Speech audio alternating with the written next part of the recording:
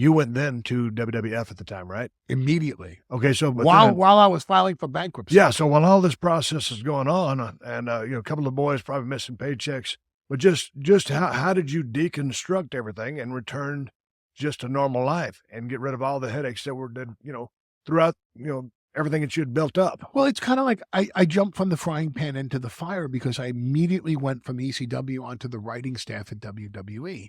And that was a full-time 24/7 gig as well, especially with Vince now looking for new ideas, looking for something different, looking for someone that had a different voice than he had, and offering the contrarian opinion, which when I first came aboard, that was my job. Right. My job was to offer the contrarian opinion to what their process had been. Right. Which is why when he split the writing teams in 2002, he assigned Brian Gewirtz to writing Raw and assigned me to writing SmackDown and said, do something different with that show so it doesn't look like Raw.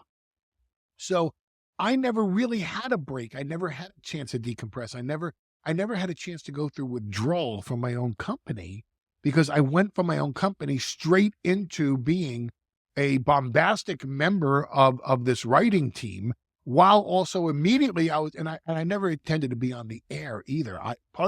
Here's a funny thing about this company, and you know this as well as anybody. You always end up doing the one thing that you never envisioned that you would do. When I cut my deal to come aboard the writing team in WWE, Vince says, I want to know what your parameters are. I want to know what limitations you have. And he says, as a writer, as a director, as a producer, I have no limitations. I can take this as far as you will allow me to take. If your offer here is opportunity, you have someone that is ambitious enough to take as much opportunity as you're going to offer me. The only thing I don't want to do is I never want to be on the air again. Done being on the air. God damn, pal, you don't have anything to worry about. We're fine with it. You don't want to be on the air. You'll never be on the air. And a couple weeks later, and I'm getting all the bankruptcy papers ready. I'm sitting at home, and all of a sudden my phone starts ringing. Everybody's saying, Jerry Lawler just walked out because they fired his wife. And I'm thinking, oh man, there's no way they're going to ask. No, there's no way they're going to ask me to do that. Vince told me I'll never have to be on the air. And of course, by that Wednesday, JR's going to be going, I haven't heard your name yet, but if they ask me, I just want to tell you, I thought, Oklahoma boy, smart ass New York Jew. I'm telling you, we were pretty damn good back in the day, and I'm like, nah, come on. I haven't done commentary in 12 years. Why would they have me do commentary? I'm the ECW guy. I'm a booker. Next thing you know, that Thursday I get a call. Hey, pal, need you to step up for something here. Did you hear about the King? Yeah, I kind of heard that, and I'm thinking, he's going to ask me to do 1 week. And he goes, need you to sit down next to JR and carry Monday Night Raw for me. It's really what the company needs you to do the most. And I know it's not what we talked about at first, but it's what the company needs you to do. It's what I need you to do. What am I going to say?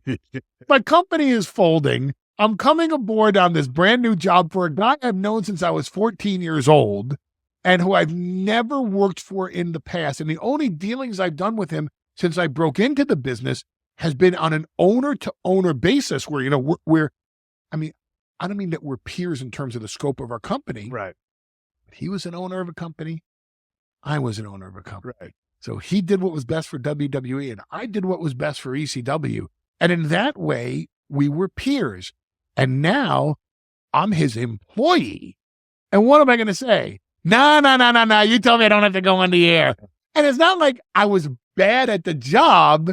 I just really never wanted to do it. So I'm sitting there saying, well, you know what? They haven't had a new host of Monday Night Raw since what year? Since 95 or 93. And, I do know how to broadcast with JR. And you know what? If we're going to make a splash, here's the biggest one. So I went on and I went to work that Monday in Washington, D.C. as the commentator on Monday Night Raw. So whatever happened with the rest of the ECW thing? How did you get all that solved? I filed for bankruptcy. And I also had to file for personal bankruptcy because I never took a paycheck from ECW. I put my own money in. I survived in the 1990s on my lawsuit money from WCW. And I was really good in the stock market.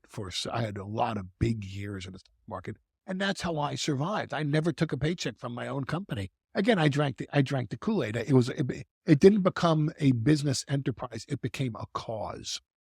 And so once we filed for bankruptcy, it was a matter of Vince buying the assets when the time was right, and having to deal with all the people that would file a claim in a UCC1 filing, and Acclaim Entertainment asserting their 15% ownership, and these people claiming, well, we own the footage because we're owed money.